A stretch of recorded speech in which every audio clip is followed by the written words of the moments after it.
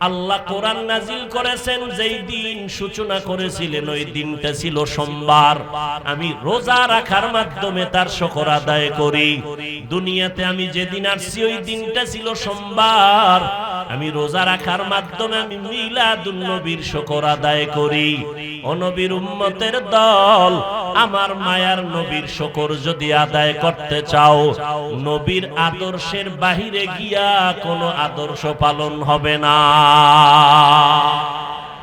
তুকু যাও সুন্নতে আহমদ কুজা পা মুহাম্মদ কে বুয়াদ নিসবত তোরা কারে শয়তা মিকুনি নামত বলি গরওয়ালি ইনস্ত নানত বরওয়ালি মান আহাব্বা সুন্নতি কওলে রাসূল মজদায়ে কানা মাই হাম কুন কবুল।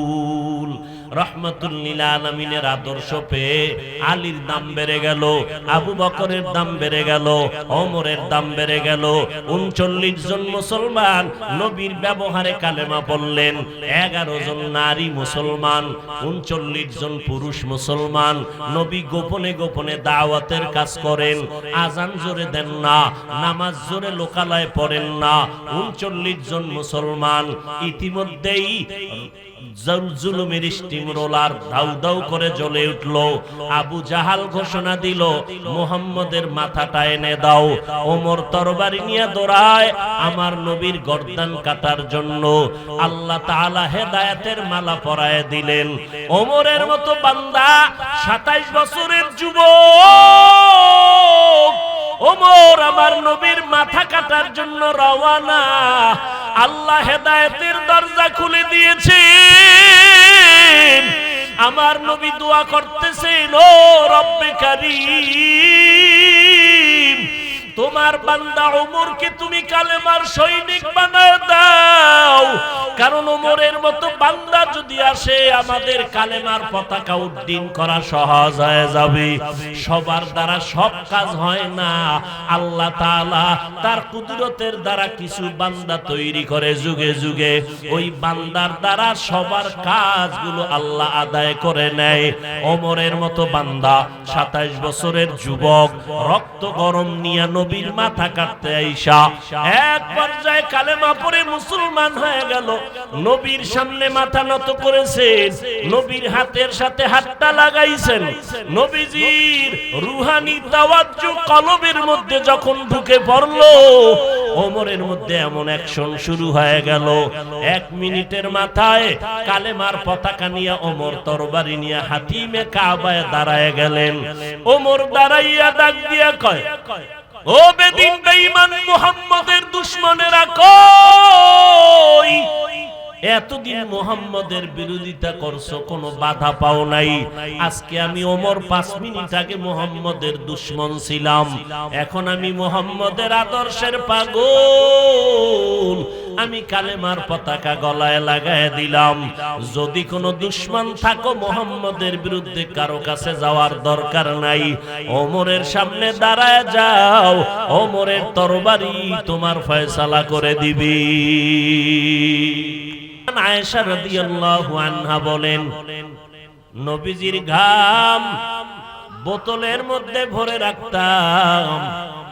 আমরা বড় বড় অনুষ্ঠানে নবীর ঘাম মোবারক আমরা আতর হিসাবে ব্যবহার করতাম।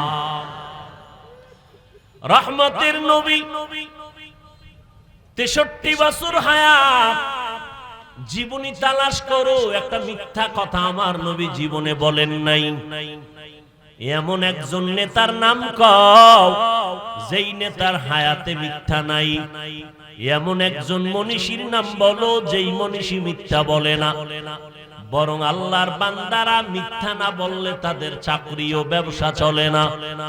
আমার নবী এমন সত্যবাদী নবী, দুশমনেরা পর্যন্ত আল আমিন উপাধি দিল। যদিও নবীরে গালি দেয়, গোপনে নবীর কাছে আমানতের মাল রাখে। মুহাম্মদ যতই বিরোধিতা করি আমাদের মাল নষ্ট করবে না, আমানতের খেয়ানত করবে না। আমার নবী এতটাই পাক, আমার নবীর শরীর মোবারকে মশামশি পড়া হারাম। সূর্যের গরম নবীরে কষ্ট দেয় না, মেঘের খণ্ড নবীরে ছায়া দান করে। আমার নবী রাস্তা দিয়া চলছেন, রাস্তার দুপার্শ্বের গাছ নত হইয়া নবীরে সালাম জানায়। জঙ্গলের হরিণেরা সব পশু পাখি আমার নবীরে সালাম দেয়। আমার নবী যেখান থেকে যায় ওই জায়গায় যেখানে নবীর কদম পড়ে দীর্ঘদিন ওই জায়গা থেকে মিশকের ঘেরান আসতে থাকে। সেই নবীর উম্মত আমরা। আল্লাহর নবীকে আল্লাহ এমন উত্তম আদর্শ দিয়ে পাঠাইলেন, জমিনের মধ্যে উত্তম আদর্শ যখন মানুষ গ্রহণ করতে আরম্ভ করলো, মক্কার মানুষ এত দামি হয়ে গেল। আল্লাহ তাআলা ইন্তেকালের আগে জান্নাতের সুসংবাদ দিয়ে দিলেন 10 জন সাহাবাদেরকে। অন্য সাহাবায়ে কেরামদের ব্যাপারে আল্লাহ বললেন রাদিয়াল্লাহু আনহুম ওয়া রাদু আন। নবীর আদর্শ গ্রহণ করার কারণে 10 বছরের বয়সের সন্তান হযরত আলী আমার নবীর হাতে কালেমা পড়া শুরু করলেন। আমার নবী অল্প টাইমে গোটা দুনিয়াটাকে আলোকিত করে ফেললেন।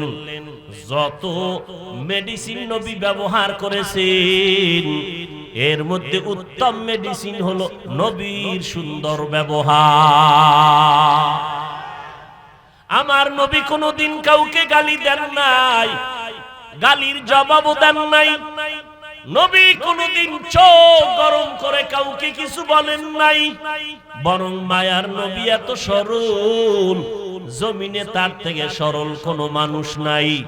আমার নবী এতটাই দিল খোলা মানুষ, এরকম দিল খোলার দৃষ্টান্ত পাওয়া যায় না।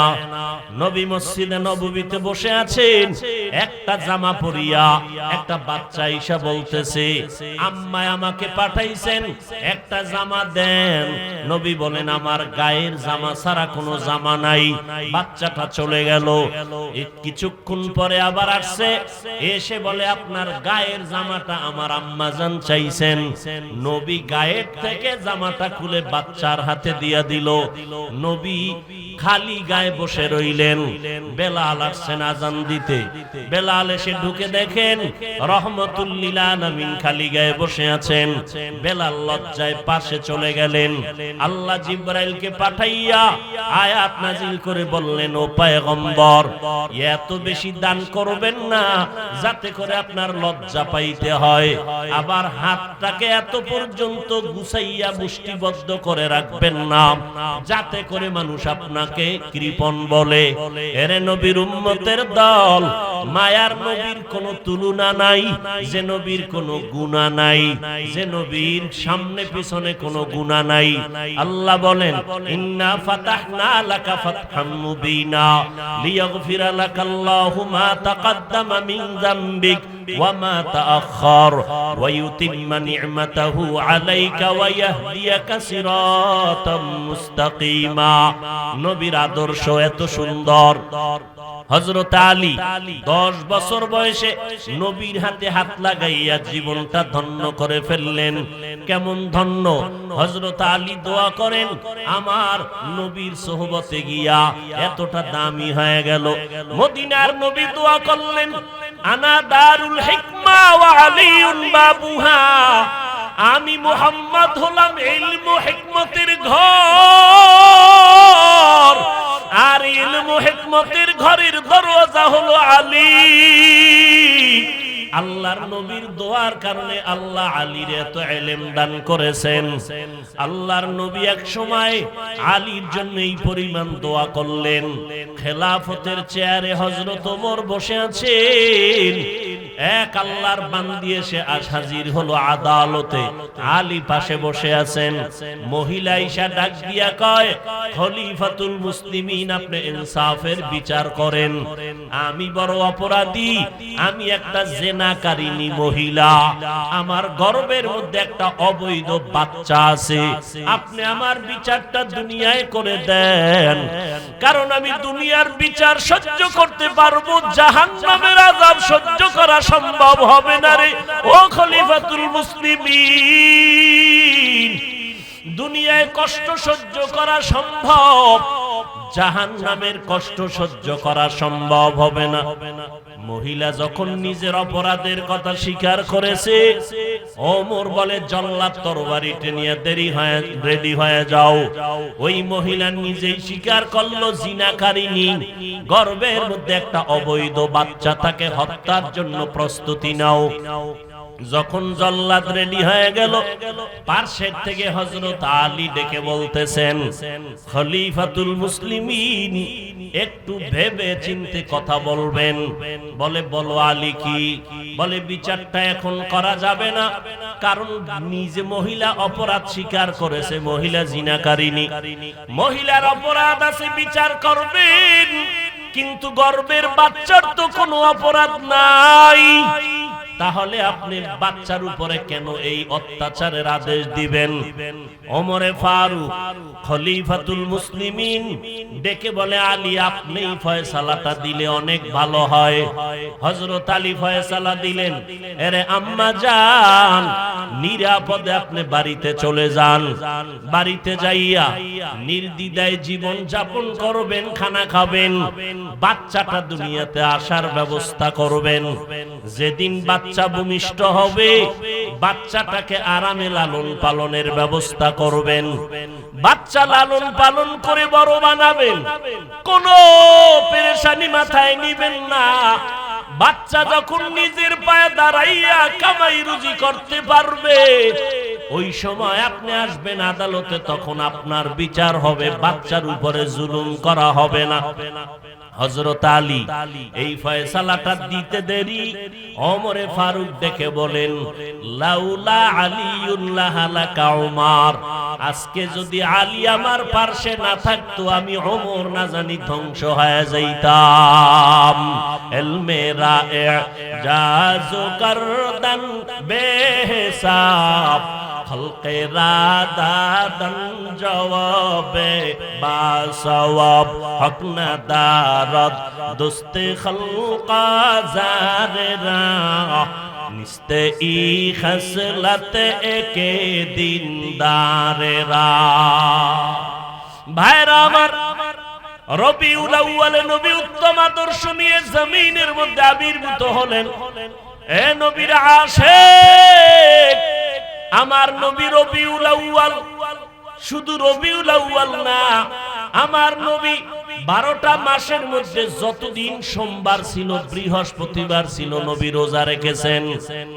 সাহাবায়ে কেরাম, নবীর আশিকরা, নবীর থেকে আমল পেয়ে তারা আমল করেছেন।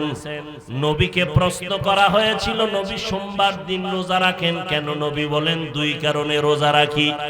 এক কারণ, আল্লাহ কোরআন নাজিল করেছেন, যেই দিন সূচনা করেছিলেন ওই দিনটা ছিল সোমবার, আমি রোজা রাখার মাধ্যমে তার শুকর আদায় করি।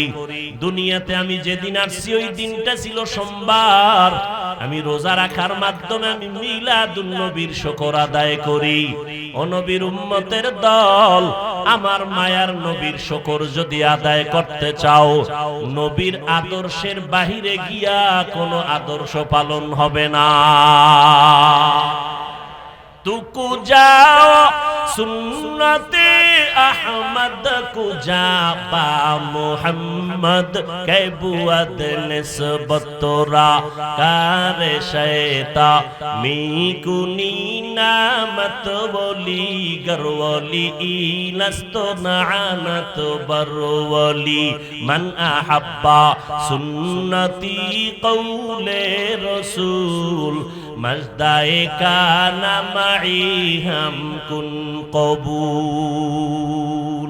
রহমাতুল লিল আলামিনের আদর্শ পেয়ে আলীর দাম বেড়ে গেল, আবু বকরের দাম বেড়ে গেল, ওমরের দাম বেড়ে গেল। 39 জন মুসলমান নবীর ব্যবহারে কালেমা পড়লেন, 11 জন নারী মুসলমান, 39 জন পুরুষ মুসলমান। নবী গোপনে গোপনে দাওয়াতের কাজ করেন, আজান জোরে দেন না, নামাজ জোরে লোকালয়ে পড়েন না। 39 জন মুসলমান ইতিমধ্যেই জুলুমের স্টিম রোলার দাউ দাউ করে জ্বলে উঠল। আবু জাহাল ঘোষণা দিল, মুহাম্মদের মাথাটা এনে দাও। ওমর তরবারি নিয়ে দৌড়ায় আমার নবীর গর্দান কাটার জন্য। আল্লাহ তাআলা হেদায়েতের মালা পরায়ে দিলেন। ওমরের মতো বান্দা 27 বছরের যুবক ওমর আমার নবীর মাথা কাটার জন্য রওয়ানা। আল্লাহ হেদায়েতের দরজা খুলে দিয়েছেন। আমার নবী দোয়া করতেছেন, ও রব্বে কারীম, তোমার বান্দা ওমরকে তুমি কালেমার সৈনিক বানায় দাও, কারণ ওমরের মতো বান্দা যদি আসে আমাদের কালেমার পতাকা উড্ডীন করা সহজ হয়ে যাবে।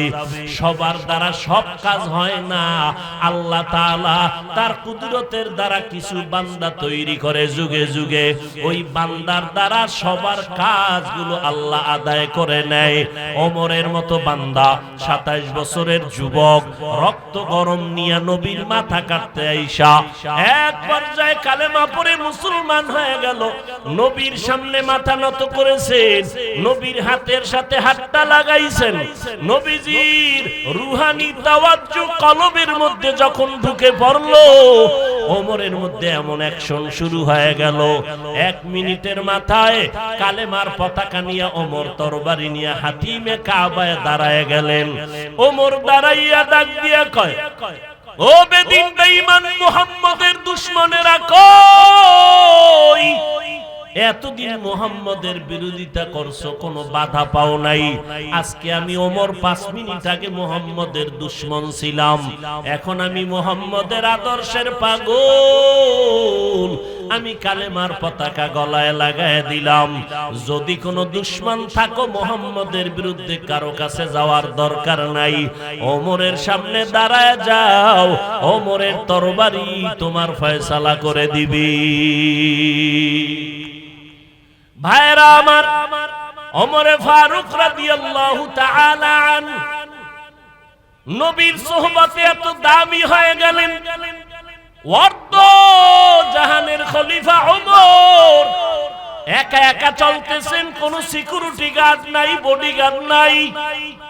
দুশমনেরা খুঁজে ওমরের হত্যা করা দরকার। আল্লাহ বলেন, আমি আল্লাহর ওয়াদার হলে সম্ভব না হয় সম্ভব না। ফেরাউন চেয়েছিল মুসা নামের বান্দা জমিনে আসবে না, আল্লাহ চাইছেন মুসা তো আসবেই, ফেরাউনের ঘরে লালন পালন হবে। ফেরাউন ব্যর্থ, আমার আল্লাহর কথাই সঠিকভাবে বাস্তব হয়ে গেল। নমরুদ চাইছিল ইব্রাহিম নামের বান্দা দুনিয়াতে আসবে না, আমার আল্লাহ চাইলেন নমরুদের নাকের ডগায় ইব্রাহিমকে পাঠালেন, তাই হলো। ইব্রাহিম রে দিয়া নমরুদের পতন ঘটাইল। এরে নবীর উম্মতের দল ওমরকে হত্যা করার জন্য তৈয়ার, একা একা পাবে তো হত্যা করবে। আল্লাহ তাআলা বলেন, মুমিন কখনো একা থাকে না, মুমিনের সাথে আমি আল্লাহর কুদরতি ক্ষমতা থাকি। ভাইরা আমার, নবীর আদর্শ ওমরকে এত দামি করে ফেললো। আম্মা জান আয়েশা রাদিয়াল্লাহু আনহা রাহমাতুল লিল আলামিনকে একদিন জিজ্ঞাসা করেন, নবী আপনার সাহাবায়ে কেরামরা আপনার সোহবতে এসে ধন্য হলো? বলে হ্যাঁ। ধন্য হওয়ার ভেতরে মর্যাদার দিক থেকে কার সম্মান সবার উপরে? আমলের লাইনে। নবীজি বললেন ওমর সবার উপরে। আম্মা জান চাইছিলেন তার আব্বা আবু বকরের নামটা বলবেন, নবী আবু বকরের নাম বললেন না, ওমরের নাম বললেন। এত পরিমাণ ওমরের মূল্য, আল্লাহর নবী বলেন আকাশের মধ্যে নক্ষত্র যেই পরিমাণ দেখো অগণিত, ওমরের আমলের থেকে আরো বেশি। আম্মা জান বললেন আমার আব্বা জানের খবর কি আবু বকর? আল্লাহর নবী বলেন আবু বকরের কথা তো ভিন্ন আলোচনা। ও আয়েশা, আবু বকরকে আল্লাহ এত মর্যাদা দান করেছেন, আমার সমস্ত মুমিনদের নেক আমল যদি এক পাল্লায় দেওয়া হয়, ওমর আর আবু বকরের আমল যদি ভিন্ন পাল্লায় রাখা হয়, সারা দুনিয়ার মুমিনের আমল থেকে আবু বকরের আমলের পাল্লা ভারী হয়ে যাবে। নবীর সোহবতের কারণে আজ এত দাম। আজ আবু বকরের নাম, উমরের নাম, এরে নবীর উম্মতের দল আজকে ঈদগাহ ময়দানে রাত গভীর, এতগুলো মানুষ দুনিয়ার কোন কোটিপতি যদি বসাইয়া রাখতে চাইতেন তাদেরকে আনার জন্য ফ্রি গাড়ি দেওয়া লাগতো, ভাড়া দেওয়া লাগতো, লাগতো নি? আসার পরে বসার জন্য ভিআইপি ব্যবস্থা তাও লাগতো। এরপরে ফাঁকে ফাঁকে নাস্তা খানা দেওয়া লাগতো, বসার বিছানাও উত্তম দেওয়া লাগতো। আবার এতগুলো মানুষকে নিয়ন্ত্রণ করার জন্য বিভিন্ন আইন শৃঙ্খলা বাহিনী লাগতো। কিন্তু আজ ঈদগাহ ময়দানে নজর করে দেখো রে বাবা, হাজার হাজার মুসলমান, কাউকে টাকা দেওয়া হয় না, ভাড়া হিসাবে হয়েছে। কি বলেন, হইছে? নাস্তা, বসার বিছানাটাও ভালো না। তাকাইয়া দেখো এই মানুষগুলো কোনো ভিআইপি নন ভিআইপি নাই, কে বড় কে ছোট, কে আলেম কে মূর্খ, সব এক কাতারে বসে গেল, কোনো কষ্ট নাই।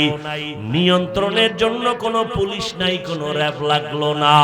ও বান্দা, এইগুলো কেমনে সম্ভব? একমাত্র কারণ মদিনার নবীর আদর্শের কারণেই সম্ভব।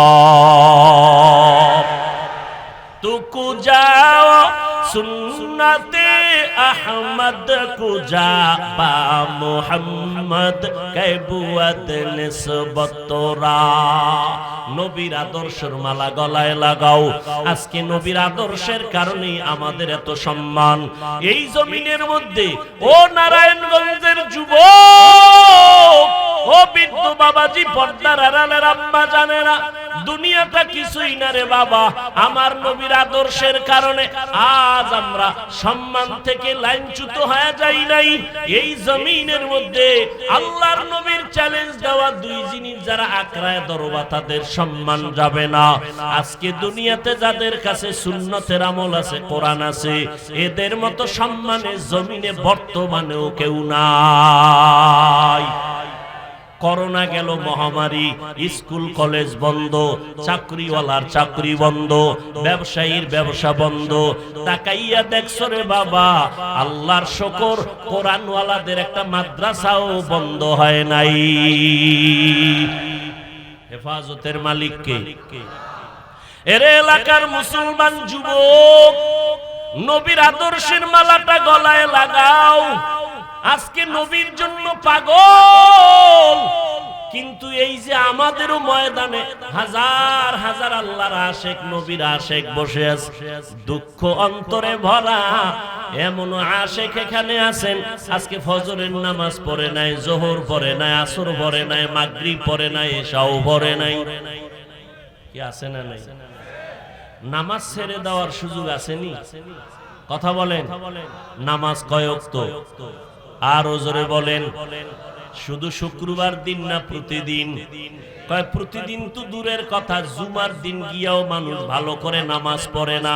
আগামীকাল জুমাবার, মসজিদে যাইয়া সব বোঝাই, দোতলা, তিনতলা, চারতলা সব ছাদ খালি নাই, রাস্তা বন্ধ।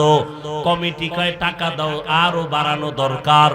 এত মানুষ জুমায় হয়ে গেল, এরা ফজরে কইছিল? এরা সব কাওরান বাজার থেকে আয় না। জুমার নামাজে এত মুসল্লি, এরা ফজরে কই? আবার যে জুমা ঈশা নামাজ পড়লো, পুরা নামাজটাও পড়লো না। খতিব বা ইমাম সাহেব সালাম ফিরানো মাত্র দৌড়, ঠিক নি? অথচ সালামের পরে আরো 4 রাকাত নামাজ পড়া লাগবে, না পড়লে গুনাহ হবে, গুনাহ হবে, গুনাহ হবে। জুমার নামাজ পড়তে আইসাও বান্দা কিছু সওয়াব আর 4 রাকাত নামাজ না পড়িয়া কিছু গুনাহ নিয়ে বাড়ি যায়। এর কারণ শুধু একটা, 5 ওয়াক্ত নামাজ না পড়ার অভিশাপ। নামাজ লাগবে নি, সারাদিন দুরূদ শরীফ পড়লেন, নামাজ পড়লেন না, কোনো লাভ হবে? নবীর আদর্শের মালা গলায় লাগাও। ও ওলামায়ে কেরামদের আমি কিছু বলবো না, ওলামায়ে কেরামের বাহিরে যারা সাধারণ মুসলমান, আজকে নবীর জন্য মিছিল, নবীর মোহাব্বত এক সেকেন্ডের জন্য কমবে না। নবী বলেন জীবনের থেকে আমাকে মোহাব্বত করবা, একদিন না সব সময়, সব সময়।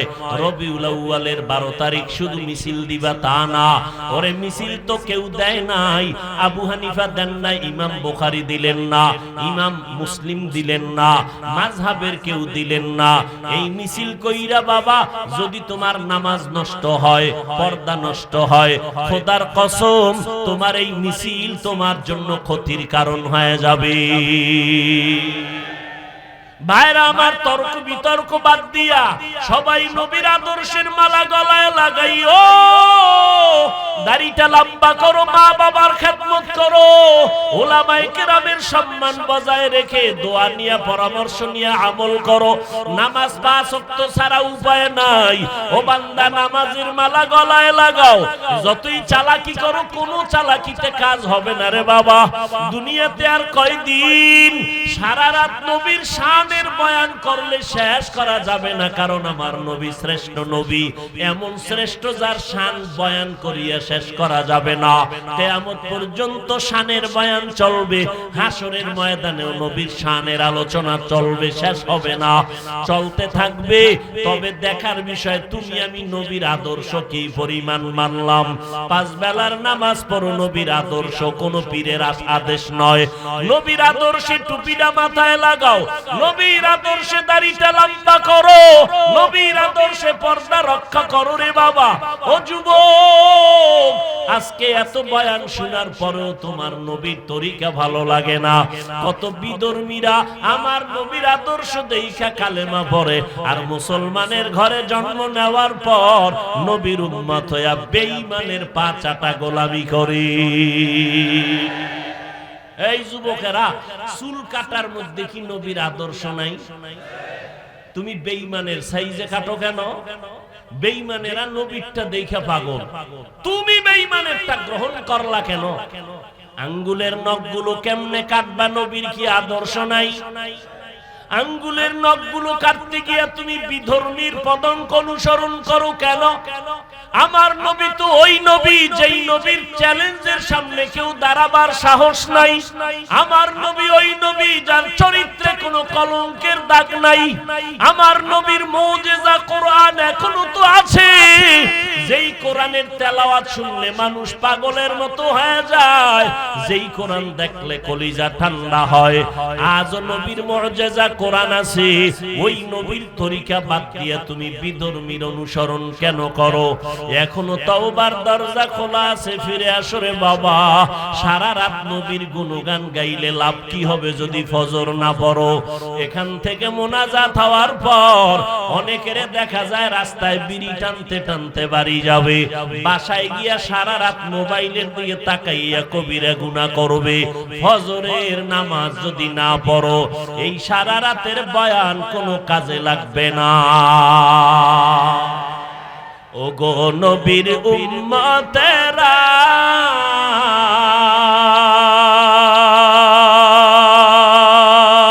হয়ে আজি দিশাহারা, কোরআন হাদিসের চলো যখন যাহা চায় মনে, নবী বিনে কে তরবে পুসিরাত মিজানে, নবী বিনে কে তরবে পুসিরাত মিজানে। এরে নবীর উম্মতের দল, নবীর মুহাব্বত অন্তরে জমা করো। সাহাবী হুযায়ফা রাদিয়াল্লাহু তাআলা কোন এক দুনিয়াদার বাদশার দাওয়াতে গেছেন, খানা খাইতে বসছেন, দস্তারখান বিছাইছেন, খানা পড়ে গেল, উঠাইয়া খাইছেন। দুনিয়াদারেরা কয় এটা কেমন দেখা যায়? হুযায়ফা রাদিয়াল্লাহু আনহু বললেন, আতরুকু সুন্নাত হাবিবি লিহাউলাইল হুমাকা, আমি এই সমস্ত দুনিয়াদার মূর্খদের কারণে আমার বন্ধু আমার হাবিব রাহমাতুল লিল আলামিনের সুন্নাত আমি ছাড়তে পারি না। আল্লাহ দিতে রাজি, সুন্নতের বিরোধিতা করা বরদাস্ত করতে রাজি না। এরে যুবক আল্লাহর গোলাম, রবিউল আউয়াল থেকে যদি তওবা করে টুপি লাগাও, নামাজ পড়ো, পর্দা করো, মা বাবার খেদমত করো, নবীর তরিকা মতো চলো, তো তোমার জন্য রবিউল আউয়ালের আলোচনাটা সার্থক হবে। আর সারা জিন্দেগি নবীর গুণগান যদি গাও, নবীর তরিকায় নামাজ না পড়ো, মা বাবার দোয়া না নিয়ে যদি চলো, মা বাবার সাথে বেয়াদবি করবা, ওলামায়ে কেরামের সাথে বেয়াদবি করবা, আজীবন নবীর শান গাইলেও কোনো ফায়দা হবে না। কারণ এই দুনিয়াতে আমরা আর নবীরে দেখতে পারবো না। নবীরে দেখলে পেটের ক্ষুধা নিবারণ হয়ে যাইতো। নবীর চেহারা মুবারকের দিকে নজর করলে কলিজা ঠান্ডা হয়ে যাইতো। ও উম্মতেরা, নবী আর পাইবা না, আবু বকর আর পাইবা না, ওমর পাইবা না, ওসমান আলীরে আর পাইবা না। তাদের স্থানে এখন উম্মতের রাহবরি করবেন ওলামায়ে আহলে হক। ওই ওলামায়ে কেরামদের পাইলে হাতে হাত লাগাইয়া বরকত নিও। ওলামাদের থেকে দোয়া নিয়া, পরামর্শ নিয়া আমলের জন্য রেডি হও। ও আল্লাহর বান্দারা, আমরা বয়ান করিয়া নবীর আদর্শ মানতে গিয়া বলি না ব্যবসা ছাড়িয়া দাও, চাকরি ছেড়ে দাও, লেখাপড়া ছেড়ে দাও, স্কুল কলেজ ছেড়ে দাও, একবারও বলি না। বরং ব্যবসায়ী ভাই ব্যবসা করো, কোনো বাধা নাই। চাকরিজীবী চাকরি করো, বাধা নাই। স্কুল কলেজে পড়ুয়া পড়ো, কোনো বাধা নাই। ওখানে থাইকা নবীর তরিকা মেনে চলো, 5 বেলার নামাজ পড়ো, মা বাবার দোয়া নিয়ে চলো, ওলামায়ে কেরামের পরামর্শ নিয়ে আগাও। ডাক্তারি পড়ো, বাধা নাই। ইঞ্জিনিয়ারিং পড়ো, বাধা নাই। ও যুবক, তাকায় দেখো তোমার মতো কত যুবক স্কুল কলেজে পড়ে, 5 ওয়াক্ত নামাজি আছে না নাই? তুমি কেন পারবা না রে বাবা? তোমার মতো কত বান্দা র্যাব, আর্মি, পুলিশ, বিডিআর এর চাকরি করে, 5 ওয়াক্ত নামাজ পড়ে, অভাব নাই। নিজের বিবেকটাকে জিজ্ঞাসা করো, কেন পারবা না রে বাবা? ও পর্দার আড়ালের আম্মা জান, আপনাদের জীবন কত ধন্য। আপনারা নবীদের মায়ের মতো মা, সাহাবায়ে কেরামদের মায়ের মতো মা, আপনারা আবু বকরের মায়ের মতো মা, আপনারা আলেম হাফেজদের মায়ের মতো মা, আপনারা আম্মা জান আয়েশা রাদিয়াল্লাহু আনহার মতো ধন্য নারী, আপনারা খাদিজা রাদিয়াল্লাহু আনহার মতো ধন্য নারী, আপনারা ফাতেমা রাদিয়াল্লাহু তাআলা আনহার মতো বড় দামি নারী। আপনাদের মাধ্যমে নেককার সন্তান আদর্শ নিয়ে দুনিয়াকে আলোকিত করেছে। এরে আম্মা জানেরা, আপনার সন্তানটাকে 5 ওয়াক্ত নামাজি বানাবেন, ডাক্তার বানাবেন, বাধা নাই। আপনার সন্তানকে ইঞ্জিনিয়ার বানাবেন, বাধা নাই। আপনার সন্তানটাকে প্রফেসর বানাবেন, কোনো বাধা নাই। তবে দাবি একটা, আপনার সন্তানকে বেয়াদব বানাবেন না। আপনার সন্তান ডাক্তার হবে, আপনার সন্তান ইঞ্জিনিয়ার হবে, বাধা নাই।